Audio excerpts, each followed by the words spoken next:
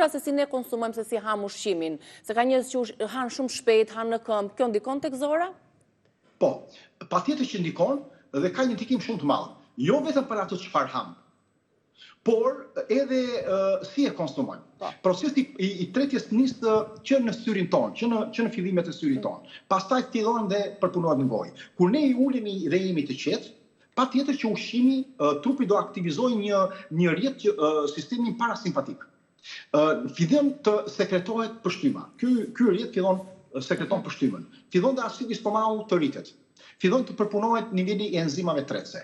Nëse do ham me një nxitim të lartë, sa ulemi me shpejtësi, apo të tensionuar, apo të revoltuar, apo pas një debati, kjo nuk ka për të ndodhur të prodhohen disa nga enzimat kryesore, acidi i stomakut do dobësohet dhe tretja po ashtu nuk do jetë në rregull. Pra kjo është një nga thelbet e parë. Tjera kur ham shpejt, për typim shpejt e marrim edhe nivele më të larta të ajrit, marrim copza më të mëdha të ushqimit.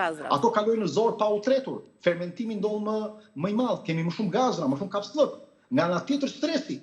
Në qoftë se ne jemi stresuar dhe kemi rritur ullet niveli prodhimit të acidit kloridrik dhe enzimave. Dhe kjo bën që të kemi një fryrje zorës me kalimin e kohës dhe pastaj sillim edhe problemet e inflamacionit. Pra duhet jemi të qetë në konsumimin. Këshillat praktike mund të themi që ne duhet të ulemi, të ham ngadalë, pas stres, të qetësohemi një herë, të marrim pak frym para se të konsumojmë, të pim një gëng ujë para se ta nisim, ta mbajmë çik kafshatën në gojë, le të bëjmë edhe ndonjë bisedë, kemi kujdes mos fitim shumë ajër, mos pim sasi të jashtëzakonshme të ujit, jo se ndalohet uji në gjatë konsumimit, se ne mund të konsumojmë, por jo sasi të jashtëzakonshme, por uji mund të konsumohet, mos ham duke punuar, mos ham duke hecur në këmbë, mos ham duke folur, mos ham pa vetdije. Kto janë konsume pa vetdije të cilët sillin problematika në zor.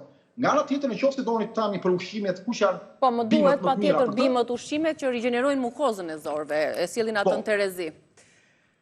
Po, atëherë një nga kryesorët është xhinxheri. 15 minuta para ushqimit është një çaj xhinxheri.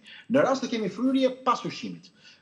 Çaj mentes pak vakteve, sepse ul nivelin e gazrave dhe ul nivelin e fryrjeve, pas vakteve. Kamomili pas vakteve të darkës.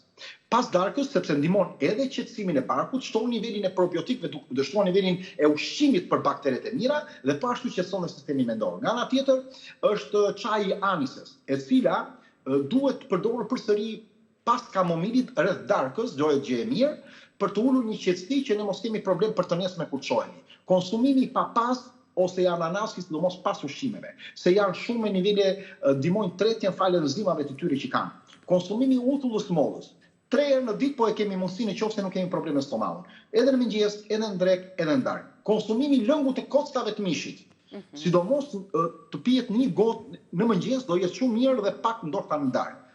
Një lugë xhel aloe vera, rreth 15-20 mg marrë sa është një lugë, sidomos në mëngjes, esër.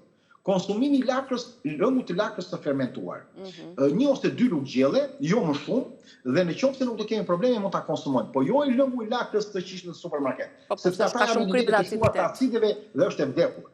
Nga ana tjetër, ushqimet që kanë nivele të larta të zinkut dhe ushqimet që kanë nivele të larta të zinkut bëjnë që të kemi një tretje më të mirë, sidomos para vakteve, këto konsumime para se të harim konsumimin e drekës apo darkës.